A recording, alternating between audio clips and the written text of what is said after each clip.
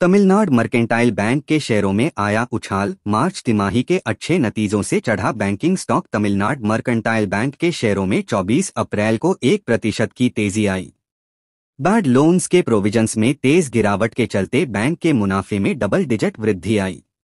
ये banking stock NSE पर 407.85 रुपये पर बंद हुआ।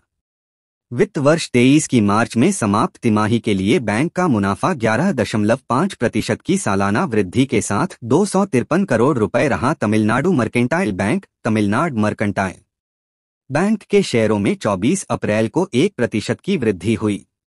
कंपनी ने बैड लोन्स के प्रोविजंस में तेज गिरावट के कारण मुनाफे में डबल डिजिट वृद्धि दर्ज की।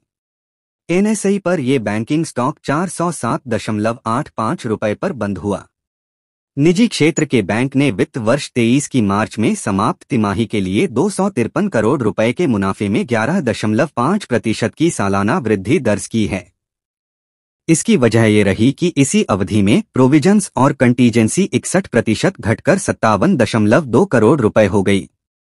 हालांकि तिमाही आधार पर प्रोविजंस और कंटीजेंसीज में 74% की वृद्धि नजर आई। अर्जित ब्याज और खर्च किए गए ब्याज के बीच का अंतर यानी कि शुद्ध ब्याज आय पिछले वित्त वर्ष की इसी अवधि की तुलना में 8.1% बढ़कर 527.3 करोड़ रुपए हो गई।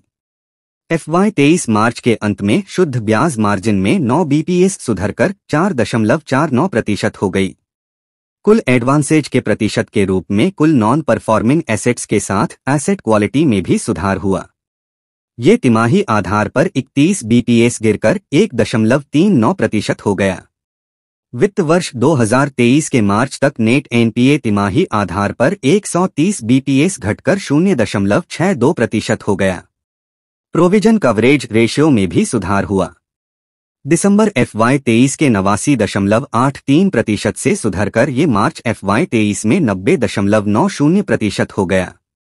हालांकि इसकी गैर ब्याज आय सालाना आधार पर 14% गिरकर 183.93 करोड़ रुपए हो गई।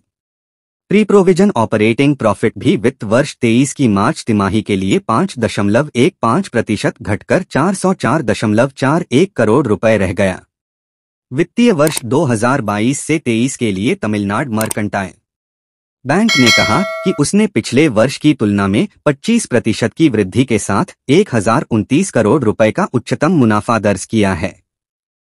बैंक का पूरे वर्ष के लिए अब तक का सबसे अधिक ऑपरेटिंग मुनाफा पिछले वर्ष की तुलना में 4% बढ़कर 1573 करोड़ रुपए रहा, जबकि शुद्ध ब्याज आय 15% बढ़कर 2094 करोड़ रुपए रही।